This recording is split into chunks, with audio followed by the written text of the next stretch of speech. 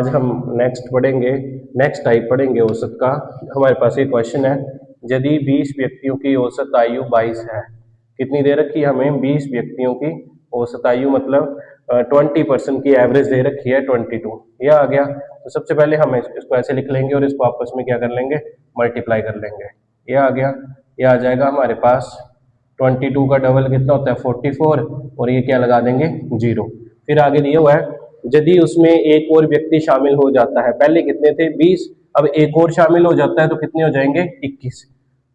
तो औसत आयु 22 हो जाती है। फिर औसत आयु कितनी हो जाती है हमारे पास 22 हो जाती है। 22 नहीं, इसको हम बढ़ा लेते हैं, ये पहले 22 थी, इसको हम कर लेते हैं 24। जब एक और व्यक्ति शामिल हो जाता है तो औसत आयु कितनी होगी? पहले 20 व्यक्ति थे, एक और बढ़ गया तो कितने हो गए 21, और औसत आयु कितनी होगी 24। फिर अब बोला हुआ है कि तो उस व्यक्ति की औसत आयु ज्ञात करो। जो ये वाला व्यक्ति हमने इसमें ऐड करा है, इसकी औसत आयु, तो इन दोनों को मल्टीप्लाई कर लेंगे। 24 और 21 को यहाँ पे साइड पे कर लेंगे। ये आ जाएगा हमारे पास 24, और ये आ जाएगा, ये आ गया हमारे पास 504। ठीक है। अब ये आ गया, ये 20 व्यक्तियों का आ गया हमारे पास, ये डाटा निकाल लिया हमने, और ये 21 व्यक्तियों का निकाल लिया। अब इन दोनों को क्या कर देंगे, हम आपस में सब्ट्रैक्ट कर देंगे। तो ये हमारे पास आ जाएगा, कितना आएगा 440 है, ये 504 है, तो 60 + 4 कितना आ जाएगा 64। तो हमें यहाँ से पता चला कि जो व्यक्ति हमने उस ऐड करा है उसकी आयु कितनी है, उस व्यक्ति की औसत आयु नहीं, उस व्यक्ति की आयु कितनी है, वो है 64। तो इस तरह के क्वेश्चन आते हैं।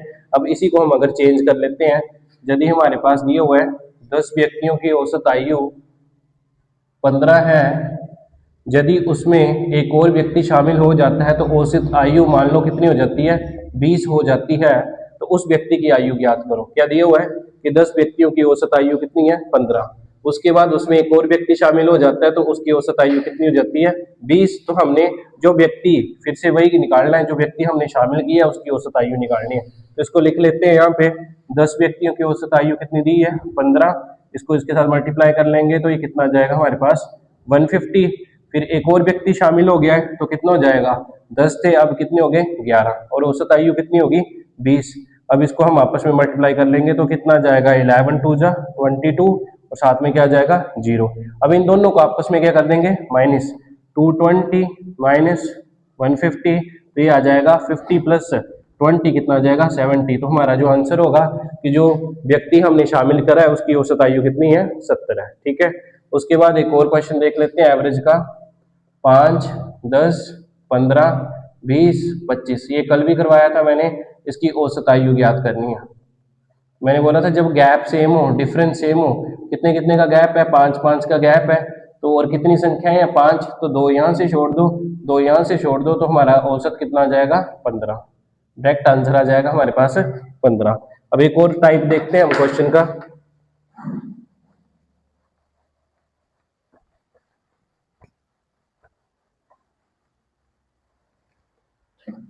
यदि इसमें दे रखा है 10 व्यक्तियों की औसत आयु